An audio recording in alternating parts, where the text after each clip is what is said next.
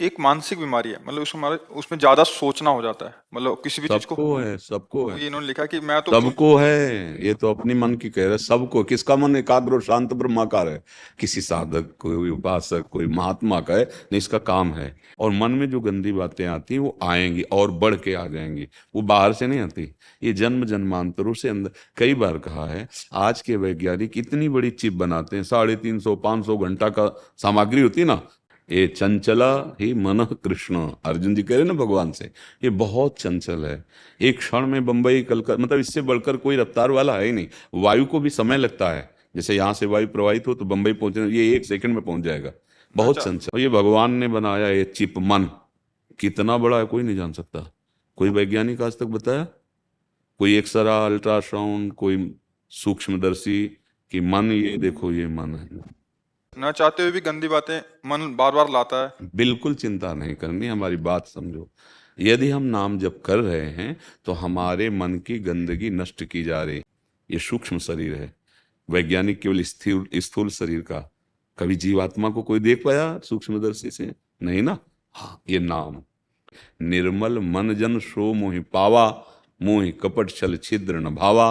अब ये भगवान का नाम धुलाई कर रहा है, सामने वो सब आते चले जा रहे हैं। पूरी चिप है जिसमें जब से सृष्टि रची है तब तक की सामग्री भरी है। ये अलौकिक सीसी कैमरा है मन।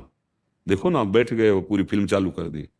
ये नहीं मानना कि ये मेरे मन में जा रहा है, ऐसा नहीं। ये मेरे मन की गंदगी बाहर निकल रही, क्योंकि महाबली भगवान का नाम, प्रियाजू का नाम जिह्वा में है। अब वो अंदर सफाई कर देगा। अब राधा राधा राधा वो डिलीट होती जा रही है, धीरे धीरे धीरे धीरे। तभी पतंजलि जी महाराज बहुत सिद्ध योगी हुए हैं।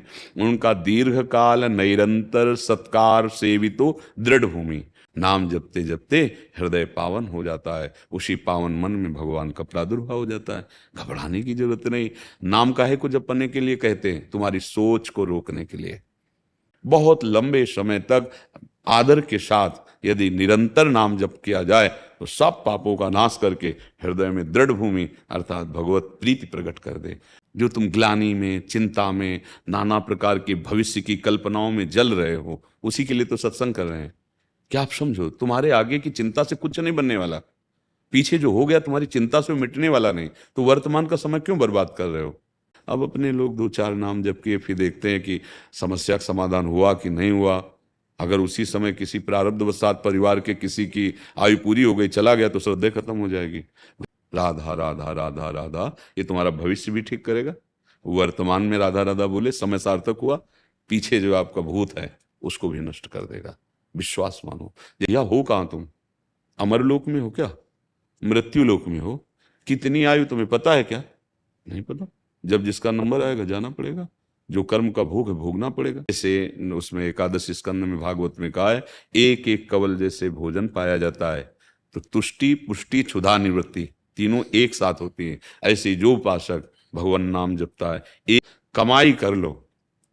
इस समय बैठ के रोने का समय नहीं है कि हाय ये हो गया वो हो गया। आगे बढ़ो, बहादुर की तरह आगे बढ़ो, और ऐसी कमाई करो कि फिर कभी इनके लिए रोना ना पड़े। भोगों के लिए चिंताएं, दुख, अशांति, कोई भी सुखी नहीं है। एक एक नाम, संसार से वैराग्य, भगवान से प्रेम, अपने स्वरूप का बोध, ये साथ होता है। बिना हरि शरणम के कुछ भी कर लो, कोई भी हो, तुम्हें शांति नहीं मिलेगी। तुम्हारी चिंता, तुम्हारा भय दूर नहीं होगा। नाम जप। पर जैसे कई दिनों का भूखा, उसे एक कवल खवा के रोक दो तो उसको जलन बढ़ जाएगी। ऐसे ही अगर हम थोड़ा भजन करके रोक देते हैं तो हमारे अंदर जलन पैदा हो। थोड़ा डट के भजन करो, थोड़ा आधे पेट भोजन आवे तब स्वाद मिले। खीर क्या, पकौड़ी क्या, कई दिनों का भूखा हो, खीर पकौड़ी थोड़ी देख रहा, पहले तो भर रहा है। ऐसे हमको भजन करना है। देखो हम लोग जो है, जो भगवत मार्ग के पथिक हैं, हमने मन को पढ़ा है। हम कोई डिग्री तो बाहरी प्राप्त नहीं किए कि जैसे PhD और डिग्री आपको दिखाएं। जीवन भर बाल्यावस्था से इसी को पढ़ा, इसी को देखा है। कष्ट में होते हुए भी हमें कष्ट नहीं है, तो ये कला क्यों ना सीख लो यार। अभी पता चल जाए कैंसर हो गया, किडनी फेल हो गई, दिल तुम्हारा कमजोर हो गया, तो हालत क्या होगी आपकी? और ये सब होगा क्योंकि नासवान शरीर कोई ना कोई तो मृत्यु का कारण बनेगा। हर एक हरकत इसकी देखिए, और गुरुजनों के प्रताप से किस युक्ति से इसकी हरकत को कैसे रोकना है। तब ये बहुत कठिन, मन को रोकना बहुत कठिन है नहीं? हाँ, तो इतने बहादुर बन जाओ, पता चलना है कि इसको छीन लिया जाएगा तो पहले ही तो इससे राग खत्म कर दो। ए भैया ले जाओ, हरि शरणम, राधा राधा राधा। अब भाई अध्यात्म ही दुखों की जड़ को मिटाने वाला है। और अब ये समझ में आ जाए तो समझ लो। देखो, आप तो स्वस्थ हैं फिर भी डिस्टर्ब हैं, इसका मतलब जो करना चाहिए वो नहीं कर पा रहे, जो नहीं करना चाहिए वो कर रहे हैं, इसीलिए डिस्टर्ब है। इसकी दवा भगवान है। देखो, जब आप लोग अपनी जीवनी शक्ति का नाश करते हो तो सबसे पहला प्रभाव उसका स्मृति पे पड़ता है, दूसरा प्रभाव मन पे पड़ता है। ब्रह्मचर्य, प्राण और मन तीनों एक का तारतम्य है। शारीरिक दुखों की निवृत्ति, मानसिक दुखों की निवृत्ति, लोकांतर के समस्त भोगों से एकमात्र भगवान, ई परलोक सकल सुख पावत। उसको समझ लो। मतलब सब लोग समझ नहीं पा रहे हैं। थोड़े दिन जब के देखना, अगर ब्रह्मचर्य ठीक तो मन शांत, आनंदित, सोच कराने वाला, निगेटिव नहीं पॉजिटिव सोच कराने वाला, और प्राण संयमित, महाबली। स्थूल प्राण वाला उसके बल थोड़ी होता है, जिसका प्राण सूक्ष्म होता है उसमें महाबल होता है। अगर अभी तुम्हें डॉक्टर बता दे तुम्हारी दोनों किडनी फेल, तो क्या हालत होगी जानते हो? क्या हालत होगी? मतलब जीना अच्छा लगेगा ना मरना अच्छा लगेगा। गुरु जी ने अपने प्राणों को सूक्ष्म करके रोक लिया तो विश्व की प्राणवायु रुक गई, तभी तो भगवान तत्काल आ गए। हम भगवान के अंश हैं, भगवान के मार्ग। केवल ये थोड़ी कि प्रवचन कर रहे हैं, बातें बना रहे हैं। सही अगर तुम्हें स्वस्थ होना है तो एक उपाय है, भगवान की शरण हो जाओ, नाम जप करो, बुरे आचरण त्याग दो, भोजन अच्छा सात्विक भगवान को अर्पित। अभी कुछ दिनों में शांति मिलने लगेगी। समझो, आप मनुष्य जीवन प्राप्ति के हो यार, थोड़ा तो समझो तुम कौन हो। थोड़ी साधना में उतरो, अभी तेजस्वी हो जाओगे, दूसरों को मन को शांत करने वाले बन जाओगे। सातरति सातरति सा लोकांतारेति। हे भाई, अब ना भजन करोगे ना सत्य में चलोगे तो दुर्दशा तो होगी, कर्म का फल तो मिलेगा ही। वाइयों से अगर बहुत बिगड़ा तो थोड़ा सहयोग ले लीजिए, डॉक्टरों के पास जाके सहयोग ले लो, क्योंकि तुम्हारी मानसिकता है ना।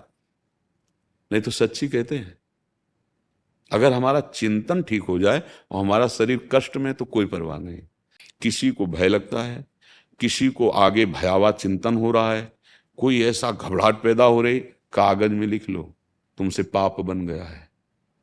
कोई ऐसा पाप बन गया जिसका दंड अभी तुम्हें मिला नहीं, वो तुम्हें जलाएगा और भोगाएगा, वो भोगाएगा। देखो, दवाइयों के द्वारा जब मन को चेतना शून्य कर दिया जाता है तो अंग प्रत्यंग में शल्य क्रिया होती ना, ऑपरेशन, क्या फर्क पड़ता है? अगर यही मन आनंद में बेसुध हो जाए प्रभु के चिंतन में, तो शरीर में क्या फर्क पड़ता है? प्यार किया है प्रभु से, इससे थोड़ी प्यार किया है शरीर से कि हमारा शरीर स्वस्थ रहे तो तुम हमारे प्यारे। नहीं, आग लगाओ, चाहे जितना कष्ट दो, तो आपका ही नाम निकलेगा, आपके लिए। प्रेम तो बहुतों से करके देख लिया शरीरों से, एक बार नाम से प्रेम करके देखो, एक बार प्रियालाल से प्रेम करके देखो, अभी निहाल हो जाओगे। पर ये बातें लोकवत समझ में नहीं आएंगी, ये नहीं समझ, ये अध्यात्म है, ये है सत मार्ग।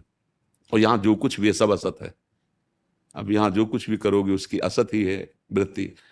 भगवान का आश्रय लो, आहार विहार ठीक करो, कोई नशा मत करो, उचित गृहस्थी में उचित ब्रह्मचर्य रहा जाता है।